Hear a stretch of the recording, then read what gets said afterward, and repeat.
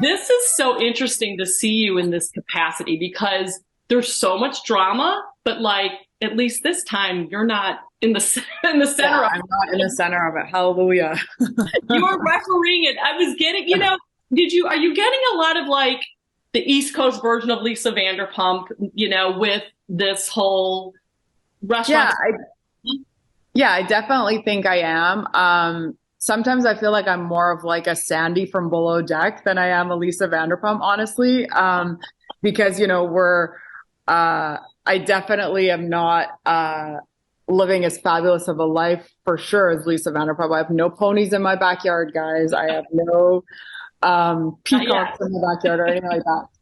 But our business, obviously we're both in the restaurant business, but our business is just so much more chaotic. That's why sometimes I like compare it to Below Deck because it's just like when it's game time, it's game time and it's liability and it's people and it's hundreds of them and they're at the door and, there's big feelings and there's drinking. And so it's just like, I don't let my staff drink. They can't drink at work. I'm not saying they won't sneak things at time and get in trouble, but it's because I need them to be about their wits, right?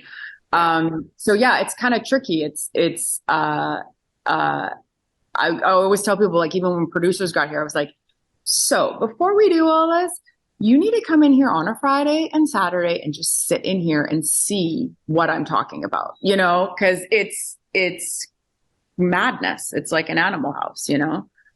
So I agree. Yes, yes. And it is very different than like that serve vibe because maybe explain a little bit about, because I'm seeing VIP concierge, VIP hosts, and then you have servers. How does this, it's like a machine. Tell me how it kind of works. So it's definitely, I mean, obviously we have four spaces.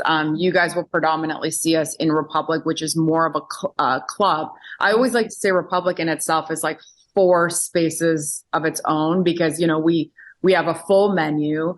We have a huge patio that we call the Garden with live music and happy hour, just like sort of any stop-in type spot. But then come 10 o'clock, there's a lineup around the door and then comes in VIP, so at that point you have VIP hosts that are at the front door.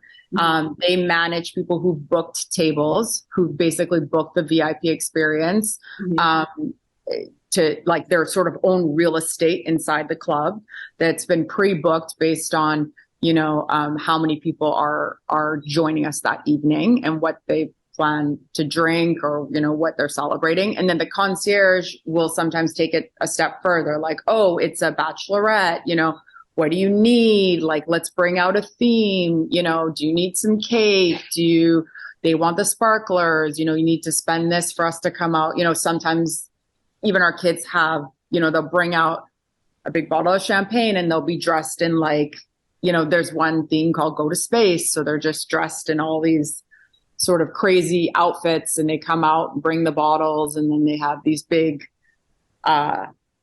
sort of signs where you can like have a specific sign to your party, so they make it a little bit more specific. And then the VIP server is the person who's actually serving, but it like takes a village to serve, because you're back there prepping the signs, prepping the mixers, prepping the booze, prepping the timing. And when you bring things out, you don't bring them out alone. You bring them out with a group. You sort of hype up the space. So it's a really, again, a VIP experience as opposed to someone who also can just walk into the club and be on the floor and dance and have a good time or go out to the patio and listen to the live music. It is very different than having like a piece of real estate behind me, with, security and a rope and, your own designated sort of point of contact. Yeah.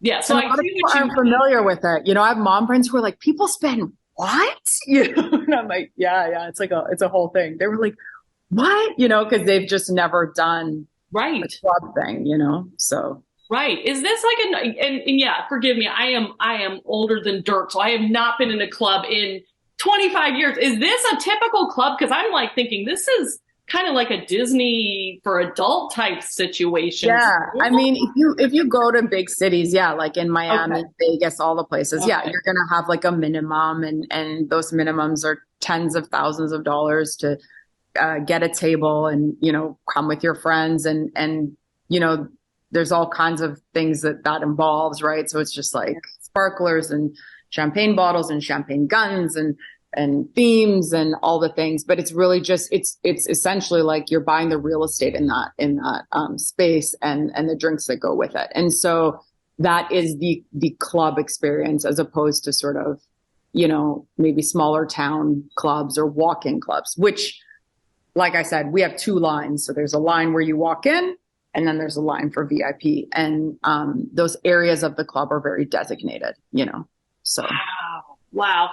Well, I know what you mean about like the chaos, because I saw the first episode and I was like, oh my God, I'm almost thinking, thank God she's a mom, because you know what I mean? You feel like being a mom helps you manage the personalities and the conflict.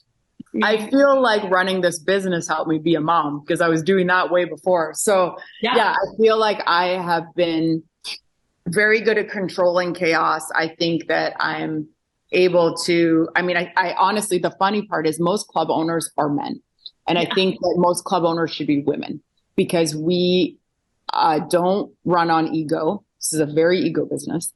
We don't, we're multitask like unicorns. You know what I mean? Like I can literally hear a conversation and be doing something else and thinking about something else and piling something and noticing something else. So yeah, it's a chaotic business. It's controlled chaos. It's, you have to, I always tell the kids, like, I'll be like, we need to zen it out, because that front door is a trigger. People are going to come at you like, who do you think you are? You can't let me in. And they come in, and they come in rightfully so. They want the best experience. Also, like the door can feel intimidating, or they assume they can walk in and they may not know. And, they don't want to feel embarrassed. And so there's a lot now, ego, alcohol, insecurity, and you put that all at the front door and you put it in with 100 people in line staring at you. That's a lot of big feelings, right? So my big thing with them is like, you make sure that you don't embarrass people. You make sure that you explain how everything works. You make sure that you're kind. You make sure that you let them know that, we want them in our space. And, and you don't necessarily get that at not a lot of nightclubs. Like you get a lot of attitude up front, and I can't stand that because I'm like, if I'm coming to spend thousands of dollars, you better be nice to me and you better make me feel special and you better explain everything to me.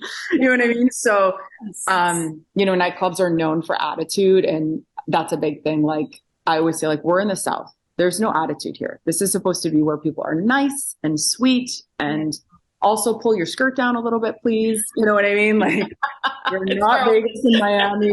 We're Charleston. Most people are wearing Lily Pulitzer in a shift dress. Like, please, this is not a OBGYN appointment, So I'm also not like the typical club owner because they're just like, because they always want to be like super, they're young and hot and like, and they'll be like, oh, Leva's here. She's going to make us pull everything down and cover our boobs.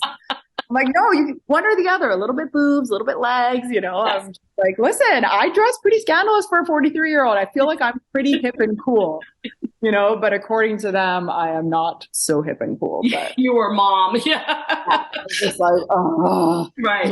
Order uniforms again, because they'll order them on their own. And I'm like, no, not wearing that. And they're just like, but can't we? And I'm just like, no, we can't. This is very, very, this is good enough. Like I always say, I'm like, I'm not selling you. I'm selling the experience. Like, stop. Right. So. Well, the first episode starts with a bang. What can you tease that we can look forward to this season from the show? I think all of it is just, I think that I'm excited for this show to just like be fun and it's chaotic and it's messy, but like in a good way, it just is what it is. It's our business and it's some sort of a controlled chaos, but it's also run by like a team of really great kids. They mess up. I am disappointed in them a lot. In fact, I literally was like on the phone with one of them. I'm like, I'm going to fire you if you do this again. Like, I do not care. And they mess up, they get in their own heads, but that's how young people are. Right. But they're passionate. some of them are just genuinely magic. This is a hospitality city. So I feel like, this is the starting of where they want to be. It's not a stepping stone to a whole other life. Like they want to be here. They want to run hotels and restaurants and clubs, and, they want to sort of go to other cities and open for us. Like they want to do these things. And they're good at it. They're really magic at it, because people think you just open a club or a lounge and it just happens. It doesn't. It's the people that run it. It's like people want to hang out with fun people, Mm-hmm. And so these kids are all just fun. People want to hang out with them. They want to be where they're at, and it's just like positive vibes, fun kids. So I'm excited for everybody to see that. I feel like the stuff that you do see is just very real, and it's very, it's what's going on in the real workplace. It's very human. It's very, it's tricky. It's kind of living in the gray, which I think we have to all learn to do a little bit. Yeah. And, it's modern, and I think that we don't leave anything off the table on the show. Like you're going to see all of it. You're going to see all of it, So if you don't like that, then you may not want to watch the show, or maybe if you don't like that, you should, because you will learn to see that, love is love, and that it's tricky, all these different people working together that make different lifestyle choices, that look different, that come from different backgrounds, all genuinely like really care about each other, really genuinely care about each other, which makes it hard for me sometimes to get mad at them, because I love on them, but sometimes I'm just like, but also I have to be a stern authority sometimes.